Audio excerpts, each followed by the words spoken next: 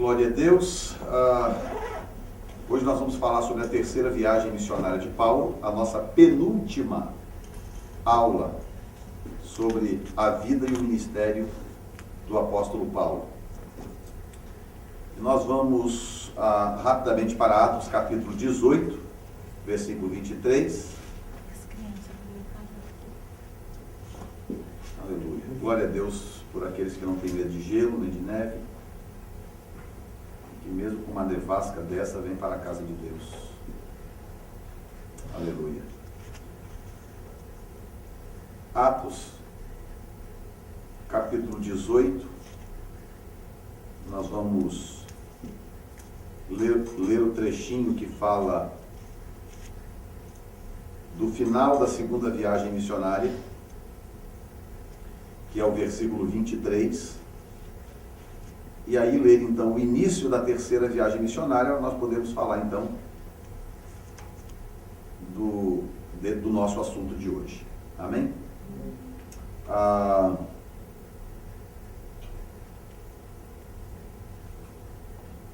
18:22 então. Tendo chegado a Cesareia, subiu a Jerusalém e saudou a igreja e desceu a Antioquia. Esse é o final da segunda viagem missionária, quando ele está terminando o ciclo da segunda viagem missionária. O verso 23 diz: E tendo demorado ali algum tempo, partiu, passando sucessivamente pela região da Galácia e da Frígia. Aí aqui ele começa a terceira viagem missionária. Ele quase que emenda uma na outra, né? Com uma diferença aí pequena, como o próprio versículo 23 diz, tendo demorado ali algum tempo. Então não deve ter sido muito tempo. Passando sucessivamente pela região da Galácia e da Frígia, fortalecendo a todos os discípulos. Essa região hoje compreende a região da Síria, norte de Israel. A região da Galácia e da Frígia, fortalecendo a todos os discípulos.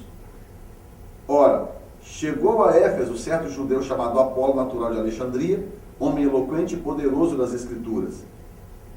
Era ele instruído no caminho do Senhor, e sendo fervoroso de espírito, falava e ensinava com precisão as coisas concernentes a Jesus, conhecendo, entretanto, somente o batismo de João. Ele começou a falar ousadamente na sinagoga, mas quando Priscila e Áquila o ouviram, levaram-no consigo e lhe expuseram com mais precisão o caminho de Deus. Querendo ele passar a Acaia, os irmãos o animaram e escreveram aos discípulos que o recebessem, e tendo ele chegado, auxiliou muito aos que pela graça haviam crido, pois com grande poder refutava publicamente os judeus, demonstrando pelas Escrituras que Jesus era o Cristo. Aí só o início do 19 para a gente iniciar aqui. E sucedeu que enquanto Apolo estava em Corinto, Paulo, tendo atravessado as regiões mais altas, chegou a Éfeso. E achando ali alguns discípulos, perguntou-lhes: recebestes vós o Espírito Santo quando crestes? Responderam-lhe eles: não, nem sequer ouvimos que haja Espírito Santo. Tornou-lhes ele: em que fostes batizado? Então, e eles disseram: no batismo de João. Mas Paulo respondeu: João administrou o batismo do arrependimento, dizendo ao povo que cresce naquele que após ele havia de vir, isto é, em Jesus. Quando ouviram isto, foram batizados em nome do Senhor Jesus. E havendo-lhes Paulo imposto as mãos, veio sobre eles o Espírito Santo, e falavam em línguas e profetizavam. E eram ao todo, quantos? 12 homens. Uns 12 homens. Podem se assentar.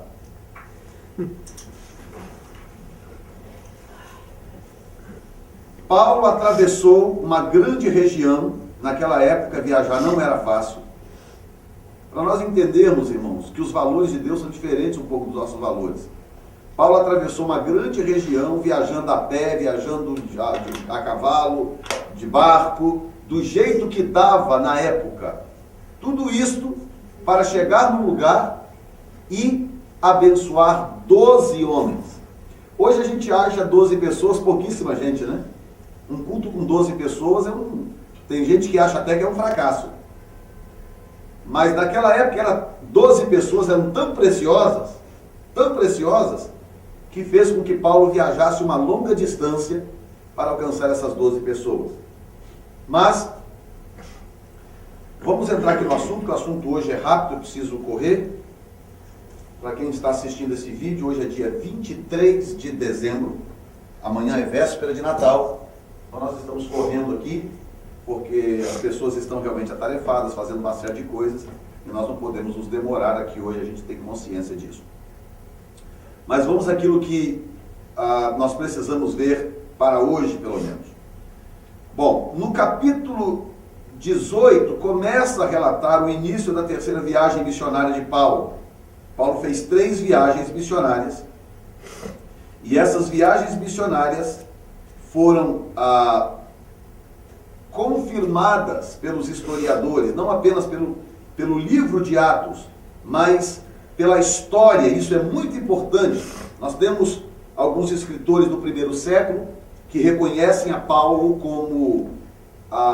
como alguém de extrema importância, alguém marcante na história da igreja primitiva, e alguns deles chegam a chamar Paulo de iluminado, de ilustre, porque Paulo era realmente uma pessoa dedicada à obra de Deus. Agora, primeira coisa que eu quero chamar a atenção nesse texto diz respeito exatamente ao encerramento da segunda viagem missionária.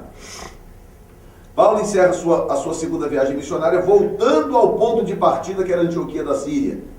Nós falamos sobre isso aí numa aula, algumas aulas atrás, sobre o vínculo que Paulo tinha com essa igreja. Agora, algumas coisas interessantes acontecem. Primeiro, no versículo 18, capítulo 18, versículo 18, Paulo, o texto mostra que Paulo tinha um voto de raspar a cabeça. É uma curiosidade, né? Ele tinha alguma relação com Deus, ele tinha um voto, ele raspava a cabeça e ele ficava assim bem parecido comigo. Não é? Paulo tinha voto de raspar a cabeça, capítulo 18, verso 18. O que para muitos era essencial, para Paulo era apenas passagem. E o que para muitos era descartável, para Paulo era vital. Por exemplo, Jerusalém para a maioria dos cristãos da época era vital, para Paulo não era vital. Então você vê, por exemplo, no final da primeira viagem missionária, como no final da segunda viagem missionária, Paulo passava por Jerusalém literalmente de passagem. Ele ia dar uma passada por Jerusalém para também abençoar os irmãos e ter contato ali com os líderes que estavam em Jerusalém, mas ele não tinha paradeiro em Jerusalém. Então, aquilo que é essencial para uns, pode não ser essencial para aqueles, para outros, melhor dizendo. O que para algumas pessoas não é tão importante, esse porão pode não ser importante para muita gente, mas é importante para nós, faz parte da nossa história. Esse templo, esta igreja, as coisas que te aconteceram podem não dizer nada a ninguém, mas é importante para você, é importante para a sua história. Então, a igreja de Antioquia, para o povo de Jerusalém, não era lá grande coisa, considerando que haviam tantas outras igrejas também aos arredores, igrejas em lugares diversos e etc. Então, para Pedro, para Tiago, para João e para outros, Jerusalém era o lugar essencial. Haja visto até que eles nem queriam sair de Jerusalém, Jesus teve que dar uma ordem para eles saírem de Jerusalém e povoarem a sua região com a palavra de Deus. Mas quando Paulo encontrou-se com Antioquia, porque provavelmente, Paulo nunca seria apóstolo em Jerusalém. Talvez Paulo nunca seria separado ao apostolado em Jerusalém. Paulo nunca seria reconhecido como apóstolo em Jerusalém, mas ele foi, ou o foi, em Antioquia da Síria.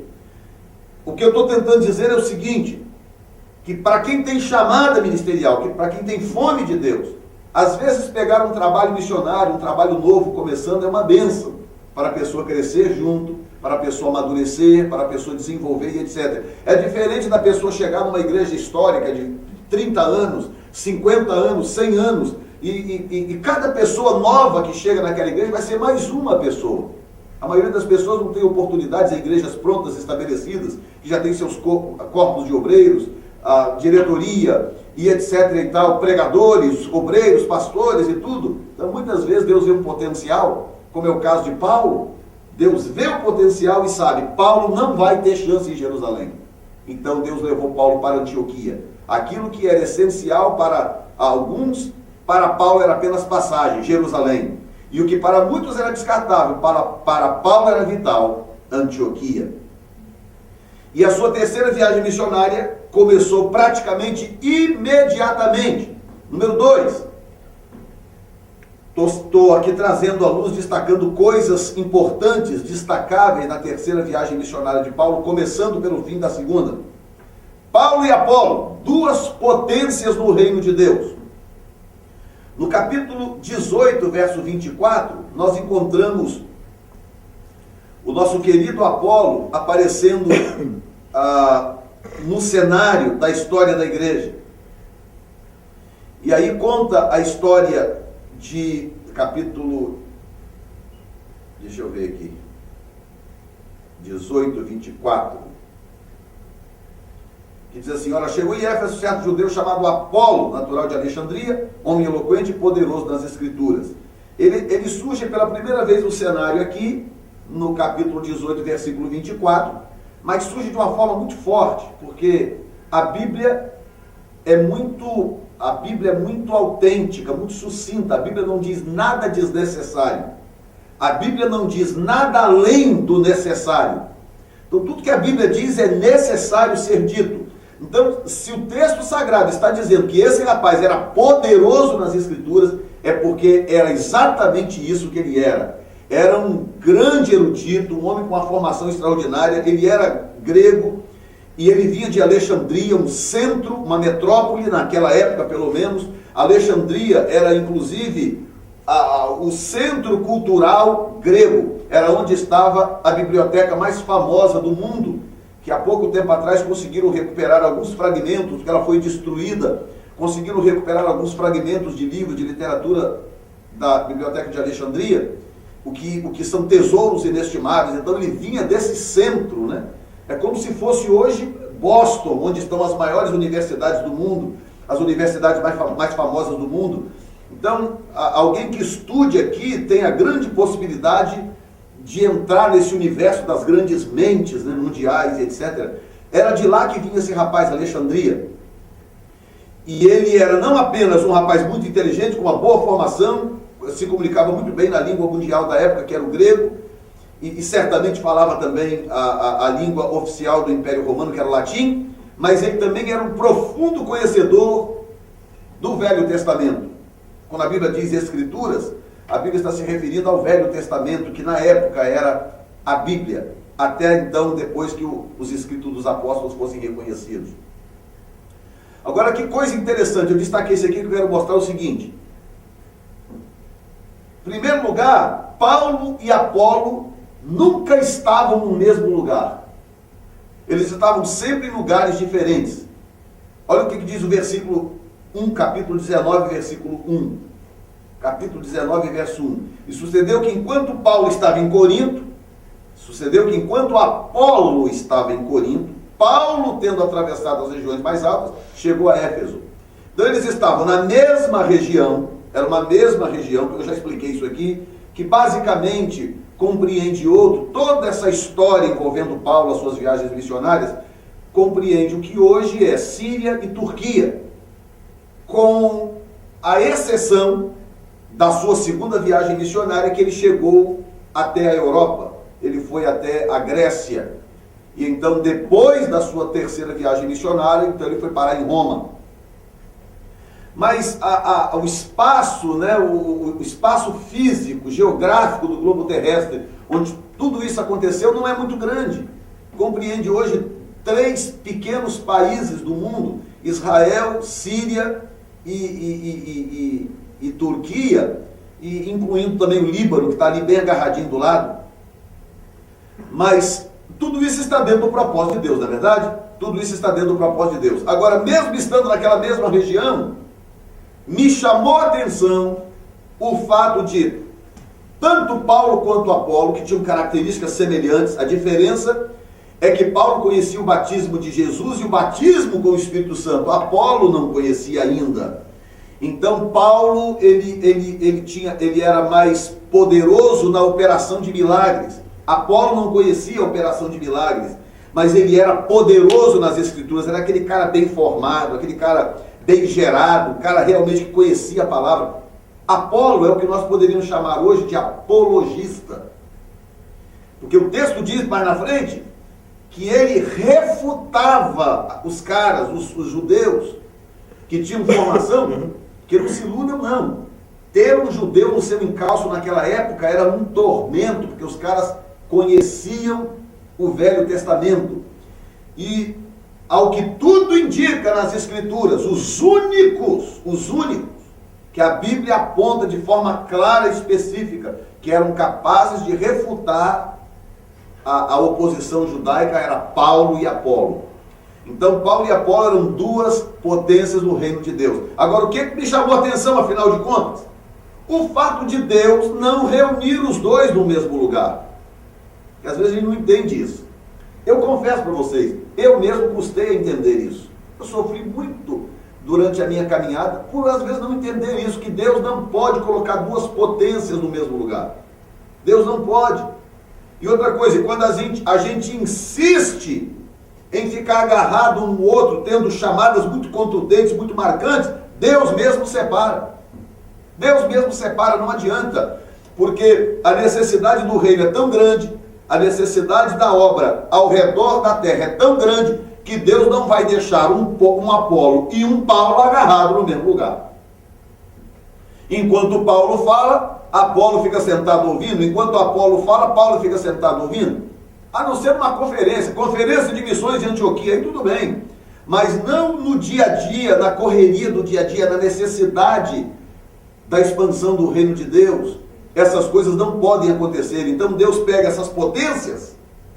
Ben Henrique está para um canto, Reinhard Bunke está em outro lugar, entendeu? E o fulano de tal está para outro canto, o Billy Graham está em outro lugar, ministérios diferentes. É aí, de um tempo para cá, de alguns anos para cá, que Deus começou a colocar isso na minha mente, da importância desses ministérios se diversificar.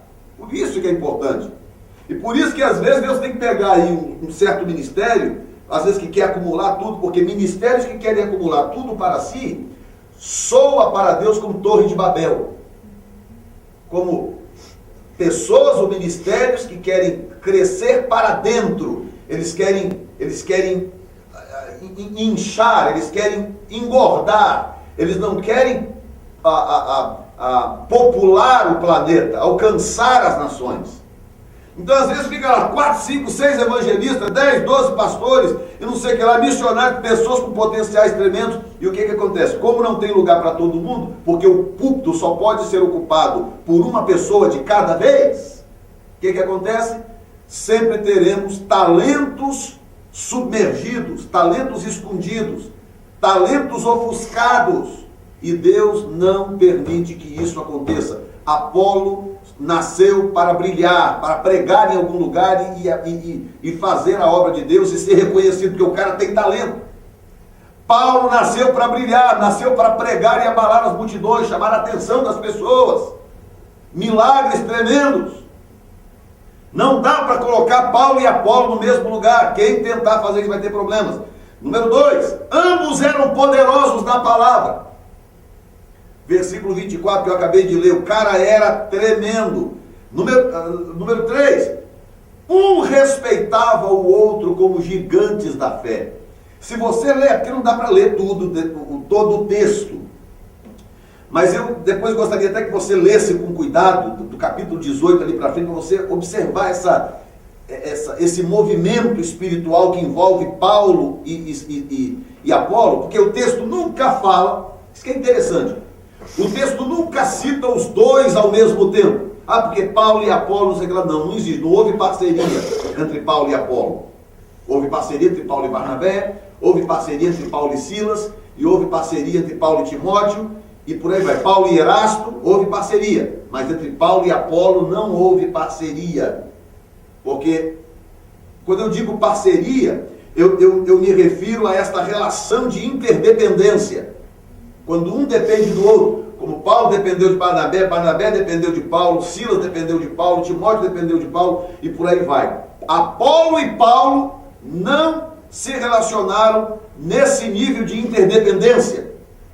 Porque o nível dos dois era muito alto.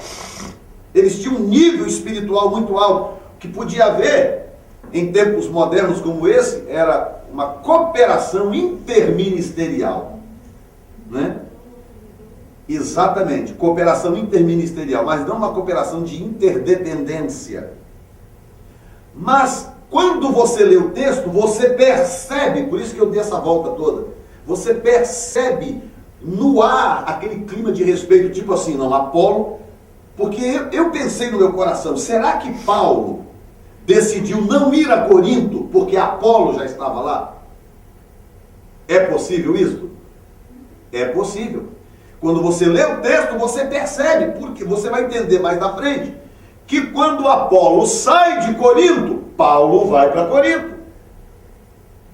Então o que eu sinto aqui, o cheiro no ar, é que havia entre Paulo e Apolo, um conhecia a fama do outro, um conhecia a potência do outro, um conhecia a capacidade do outro, portanto, um respeitava o outro. Não, Apolo está pregando em Corinto, então eu não tenho nada que fazer lá agora. Porque se eu vou fazer lá o quê? Eu vou chover no molhado, Apolo já está pregando lá. Ou então, não, Paulo está pregando em Éfeso, eu não tenho nada que fazer em Éfeso agora. Paulo já está pregando em Éfeso. Então eles não se cruzaram, não se relacionaram no tete a tete, mas um conhecia o outro. Um conhecia o outro. Não, conheço Paulo, não, Apolo, é verdade. Então um respeitava o outro de uma forma tremenda. E eu acho isso lindo na Bíblia. Porque o texto aqui é, um respeitava o outro como gigantes da fé. Não era uma questão de ciúme. Entendeu? Aquela picuinha. Não, Apolo está lá em Corinto, lá também eu não piso, que não sei o que e tal. Não era essa picuinha. Porque depois, numa das suas cartas, Paulo fala sobre isso. Não, Paulo plantou, Apolo regou e Deus deu o crescimento. Porque todos os dois trabalharam na mesma região. Paulo esteve em Corinto, Apolo esteve em Corinto. Porque na verdade Paulo esteve em Corinto primeiro, vocês lembram? Desde na primeira e na segunda viagem missionária. Paulo já, na segunda aliás, Paulo já esteve em Corinto, plantou lá a igreja. Paulo esteve em Éfeso, Apolo esteve em Éfeso. Então, chega num determinado momento do seu discurso que Paulo fala, olha, vamos acabar com esse negócio, eu sou de Paulo, eu sou de Apolo. Olha como que o cara era forte. Como que Apolo era forte, no sentido de potencial ministerial. E aí o próprio Paulo manda encerrar o assunto. Vamos acabar com esse negócio de eu sou de Paulo, eu sou de Pedro, eu sou de Apolo. Que eram as três preferências, né? Pedro, Paulo e Apolo. E Paulo então diz, vamos acabar com isso, porque uns dizem, eu sou de Paulo, eu sou de Apolo, eu sou de Cefas. Ele diz, na verdade, Paulo plantou, Apolo regou, mas quem dá o crescimento é Deus. Então o que havia entre eles não era uma competição, um espírito de ciúme, de inveja, um querendo ser maior do que o outro. Na verdade, o que havia entre eles era um respeito tremendo. Quando um sabia que o outro estava fazendo, havia um respeito muito grande. Abra, por exemplo, 1 Coríntios capítulo 1. Eu quero ler isso aqui. Eu só citei, mas eu senti que eu devo ler. Em qual cidade que Apolo estava? Qual é a cidade que Apolo estava? Em Atos 19:1? Não, Apolo estava em Corinto. Corinto. Então, olha a carta. 1 Coríntios 1:12. Ou seja, Paulo está escrevendo exatamente para a cidade que está em questão. O que ele diz aqui? 1:12. Quero dizer com isto que cada um de vós diz, eu sou de Paulo, ou eu sou de Apolo, ou eu sou de Cefas, que é Pedro, ou eu sou de Cristo. Ainda tinha ainda aqueles super puritanos, né? Não, já viu esse negócio? Não, o negócio é com Deus, não é com o homem. Já tinha esse grupinho lá já. Ó. Não, eu sou de Cristo, eu sou de Cristo. Será que Cristo está dividido? Verso 13. Foi Paulo crucificado por amor de vós? Ou fostes vós batizados em nome de Paulo? Dou graças a Deus que a nenhum de vós batizei, senão a Crispo e a Gaio. Para que ninguém diga que fostes batizado em meu nome. É verdade, batizei também a família de Estéfanas. Além destes, não sei se batizei algum outro. porque Cristo não me enviou para batizar, mas para pregar o Evangelho, não em sabedoria de palavras, para não se tornar vã a cruz de Cristo, porque a palavra da cruz é deveras loucura para os que pertencem, mas para nós que somos salvos é o poder de Deus. Porque está escrito: destruirei a sabedoria dos sábios, aniquilarei a sabedoria e aniquilarei a sabedoria, o entendimento dos entendidos. Onde está o sábio? Onde o escriba? Onde o questionador deste século? Porventura não tornou Deus louca a sabedoria deste mundo? Visto como na sabedoria de Deus o mundo pela sua sabedoria não conheceu a Deus, aprove a Deus salvar pela loucura da pregação os que creem. Pois enquanto os judeus pedem sinal, os gregos buscam sabedoria. Nós pregamos a Cristo crucificado, que é escândalo para os judeus, loucura para o grego. Aí, vou pular lá na frente. Ora, vede, verso 26, ora, vede, irmãos, a vossa vocação, que não são muitos os sábios segundo a carne, nem muitos os poderosos, nem muitos os nobres que são honrados. Pelo contrário, Deus escolheu as coisas loucas para confundir as sábias, Deus escolheu as coisas fracas do mundo para confundir as fortes, Deus escolheu as coisas ignóbeis do mundo e as desprezadas, e as que não são para reduzir a nada as que são. Então ele termina o discurso de uma forma gloriosa, clássica demais, muito forte. Mas para quem que ele está escrevendo essa carta? Para a igreja de que cidade? De Corinto, para a mesma cidade. Porque Paulo esteve lá, fundou a igreja, plantou a igreja e passou lá por onde Paulo passava, ficava o rastro, né? A marca profunda. Mas aí depois veio Apolo. E o camarada chegou, agora escute só. O cara tinha que ser bom. O cara chegar num campo de Paulo e o cara pregar e largar um grupo lá suspirando por ele, porque o cara era bom. O cara era fera. E Paulo respeitava o cara. Paulo respeitava ele. Assim como Paulo respeitava Pedro, Paulo respeitava Apolo, assim também como Apolo respeitava a Paulo e sucessivamente.